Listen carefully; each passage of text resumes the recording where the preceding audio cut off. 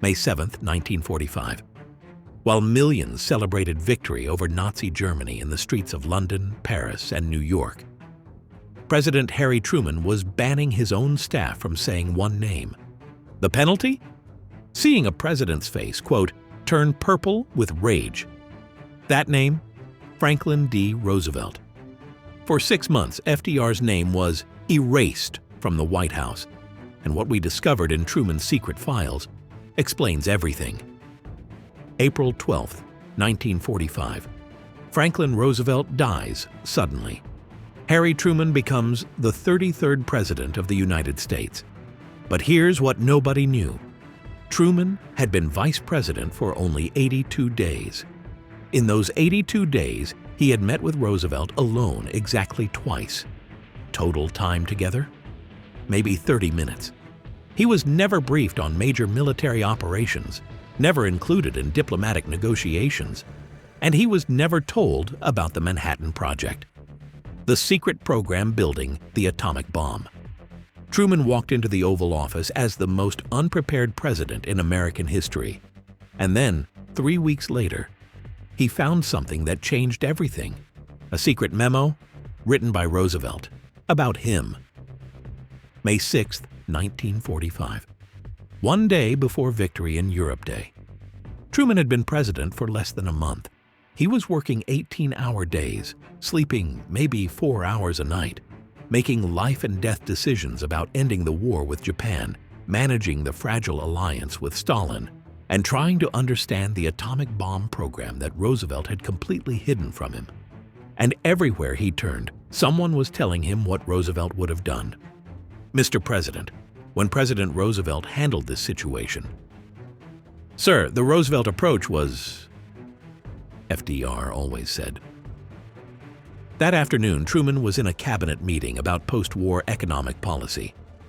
Treasury Secretary Henry Morgenthau was explaining his plan for Germany.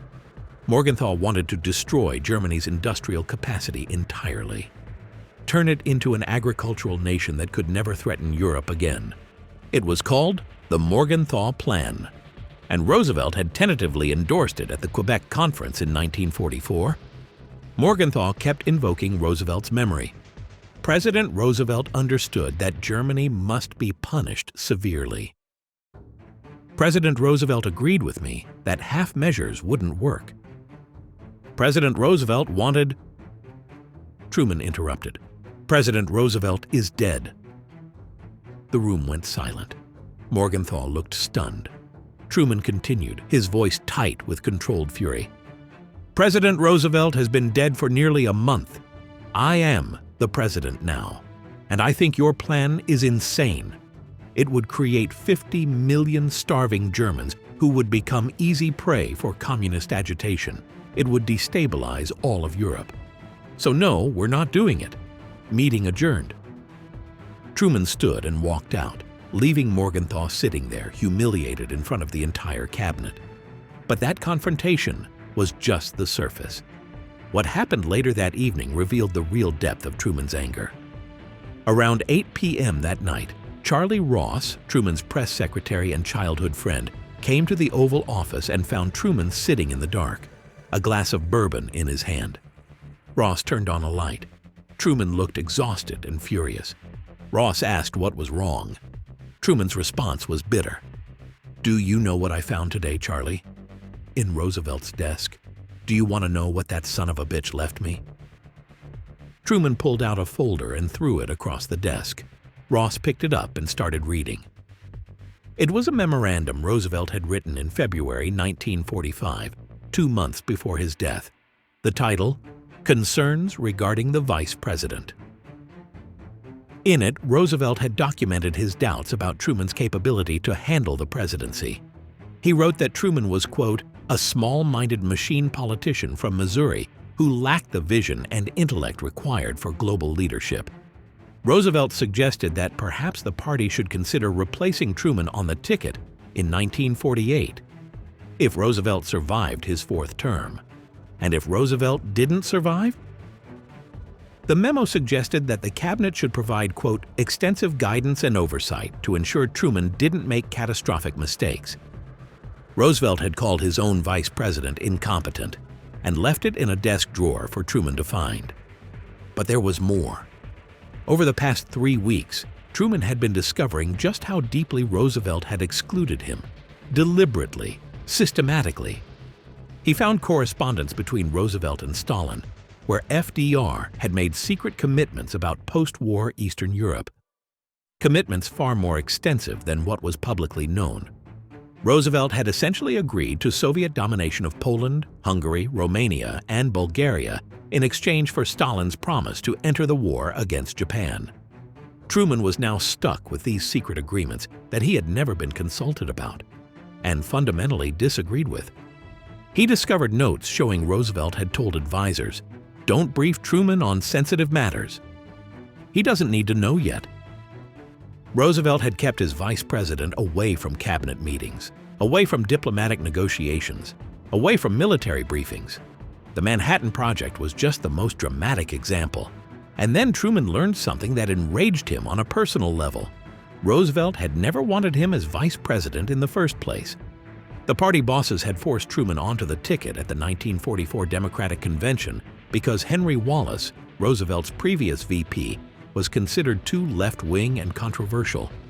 Roosevelt had resented this imposition, and he had taken out his resentment by freezing Truman out completely. Roosevelt had treated his own vice president with contempt, and now Truman was supposed to honor his memory and continue his legacy. That night, Ross asked Truman the obvious question. Why not just tell people the truth about how Roosevelt had treated him? Truman's answer revealed his impossible dilemma. Because I can't. The country needs to believe in Roosevelt right now. The war isn't over. We still have Japan to defeat. The alliance with Britain and the Soviets is fragile. If I start attacking Roosevelt's memory, I look petty and small. I look like I'm making excuses for my own inadequacy. The press would destroy me. So I have to smile and pretend I'm honored to continue his legacy, while privately dealing with the mess he left me. The next day, May 7th, was Victory in Europe Day. VE Day. Nazi Germany had surrendered. The war in Europe was over. Truman had to give a national address. He knew millions expected him to praise Roosevelt, to credit him with leading America to victory in Europe. Truman wrote a speech that mentioned Roosevelt exactly once. One brief sentence.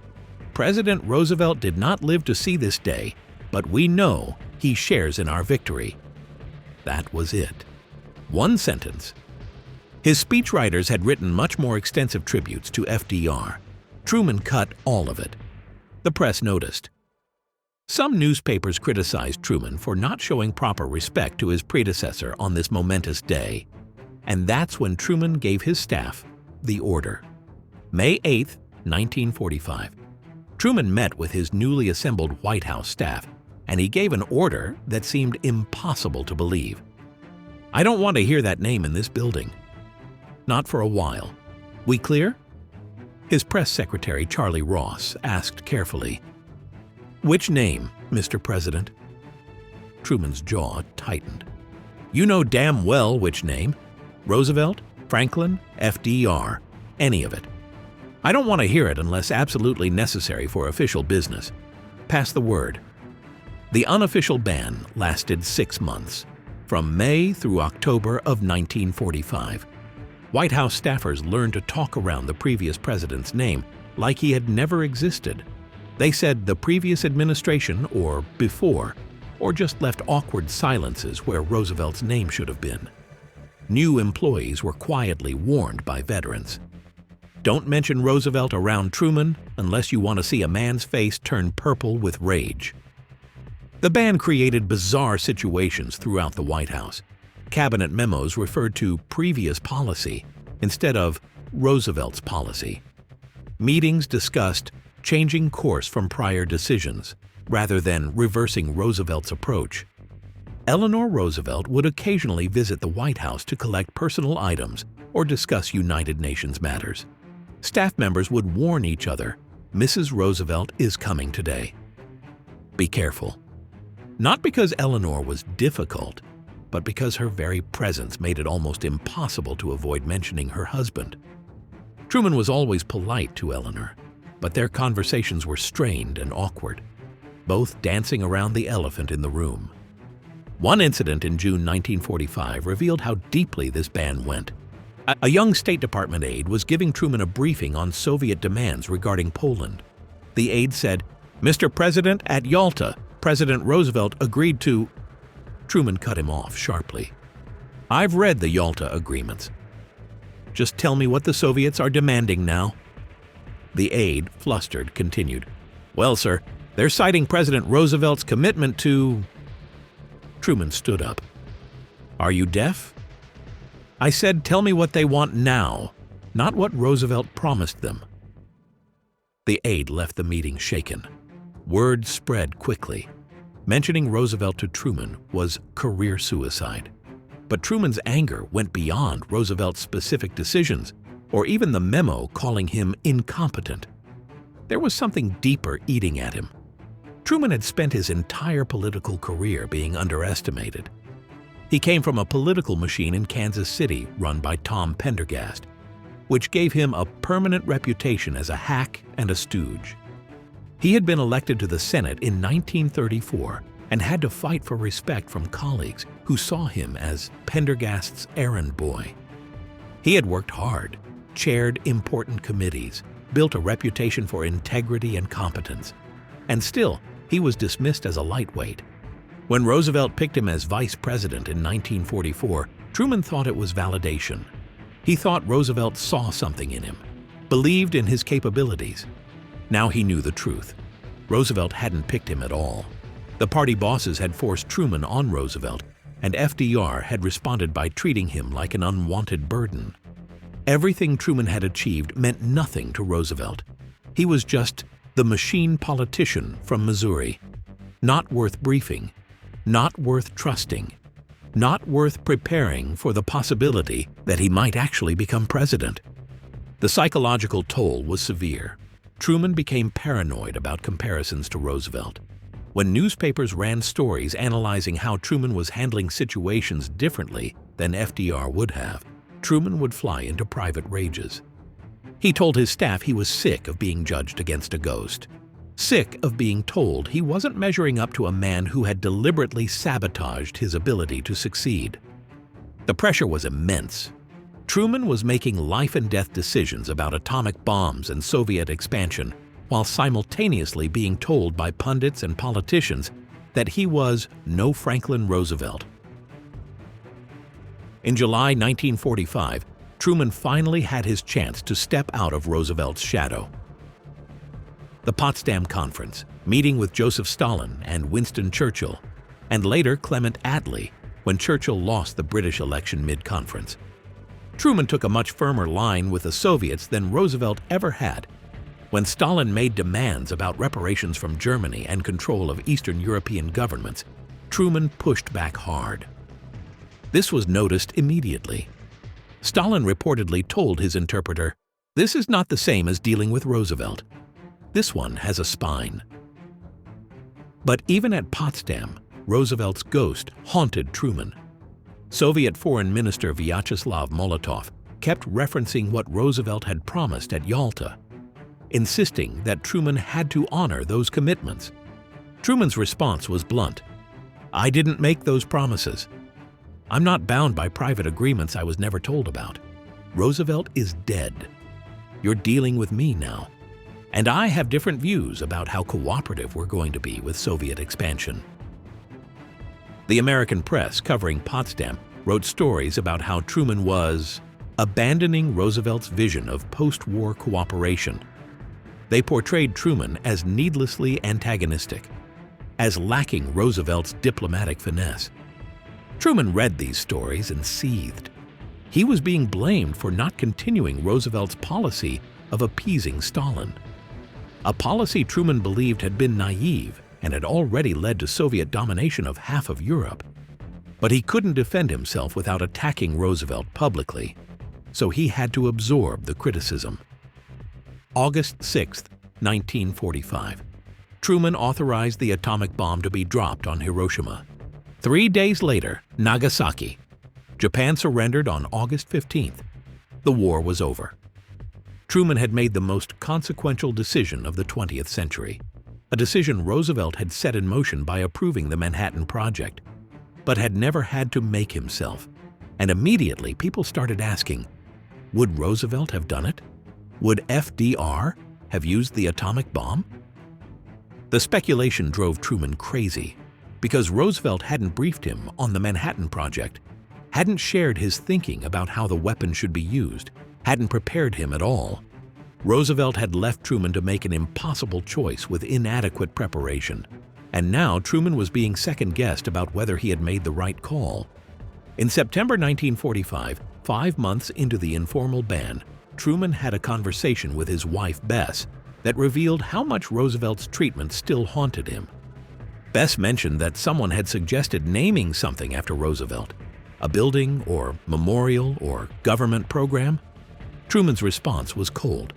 Let them. I don't care, but they're not getting me to dedicate it or speak at it. I'm done pretending I have warm feelings about that man. Bess, who rarely challenged Harry, said, "You can't keep nursing this grudge forever. People will notice." Truman shot back, "Let them notice." I spent 82 days as vice president, being treated like I was too stupid to be trusted with information. Now I'm supposed to be grateful for the privilege? The ban started to lift in October 1945, about 6 months after it had begun. What changed? Several things. First, Truman had proven himself. He had made tough decisions about the atomic bomb, about Japan's surrender terms, about Soviet aggression. He had established his own identity as president, separate from Roosevelt's shadow. He didn't need to avoid Roosevelt's name anymore because he wasn't being compared to Roosevelt as much. He was being evaluated on his own terms. Second, Truman had started to separate his anger at Roosevelt from his understanding of Roosevelt's historical importance. He could acknowledge that Roosevelt had led America through the Depression and World War II, had fundamentally transformed the relationship between government and citizens, had been a genuinely significant president. That didn't mean Truman had to like him or forgive how he had been treated.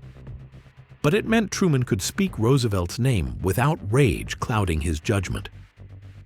The first time Truman publicly praised Roosevelt after the informal ban was at a Democratic Party event in late October 1945. He gave a speech about the party's achievements and said, "President Roosevelt built the foundation of victory. We are harvesting what he planted." It was hardly effusive praise, but it was more than the bare minimum he had been offering for months. His staff noticed. The ban was over. But Truman never forgave Roosevelt. Not really. In private letters and diary entries over the years, Truman remained bitter about how he had been treated. In 1947, he wrote to his sister, "Roosevelt was a great president in many ways, but he was also selfish and short-sighted about succession. He left this country and his vice president completely unprepared for what came after him because he couldn't accept his own mortality." In 1952, leaving office, Truman wrote in his diary, "I accomplished things Roosevelt never could have because I wasn't blinded by my own legend." He thought he was indispensable. "I knew I was just a man doing a job." The most revealing moment came in 1960 when Truman gave a series of interviews for a book about his presidency. He was asked directly, "Did you admire President Roosevelt?" Truman paused for a long time, then said, "I admired what he accomplished for the country. I did not admire how he treated people who worked for him. He could be cruel in casual ways, dismissive of people he thought beneath him. I was one of those people, he made that clear. So no, I didn't admire him personally, but I respected what he did for America, even when I disagreed with how he did it."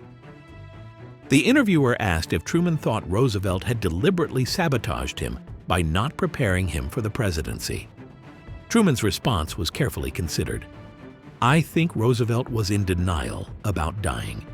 He convinced himself he would recover, would serve out his term, maybe even run again in 1948, so he didn't prepare anyone to take over because he wasn't planning to give up power. That's human nature."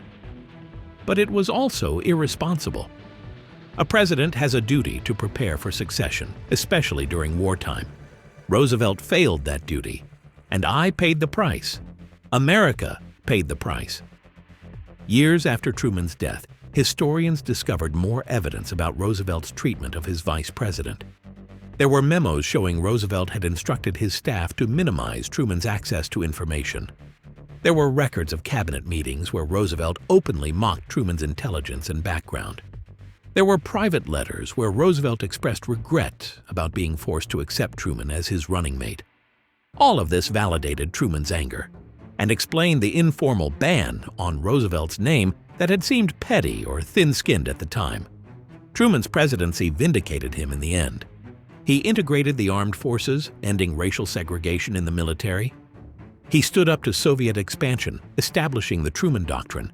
He rebuilt Europe through the Marshall Plan. He recognized the new state of Israel. He established NATO. He made mistakes too, including firing General Douglas MacArthur in a way that damaged his popularity. But by the time he left office in 1953, he had established his own legacy, separate from Roosevelt's. He was no longer just Roosevelt's successor. He was Harry Truman, the president who made the tough calls Roosevelt had avoided. The informal ban on Roosevelt's name remains one of the stranger episodes in White House history. Staff members who worked there during those 6 months remembered it decades later as a surreal period when everyone knew the rule, but no one quite understood it. Only when the full story emerged about how Roosevelt had treated Truman did it make sense. The 6-month period when White House staff avoided saying Roosevelt's name has become a footnote in history, a quirky detail that seems almost comical in retrospect, but it represented something profound. A man pushed beyond his breaking point by being underestimated and disrespected, who had enough self-awareness to know he couldn't express his rage publicly without destroying himself politically. So he created a small space where he didn't have to pretend, didn't have to honor a man who had dishonored him, didn't have to live in someone else's shadow. Sometimes the most powerful person in the world needs permission to be angry. Truman gave himself that permission in the only way he could without destroying his presidency. He banned a name for 6 months, not because he was petty, but because he was human. And sometimes being human means admitting you hate hearing the name of someone who treated you like you didn't matter, even if history says you should revere them.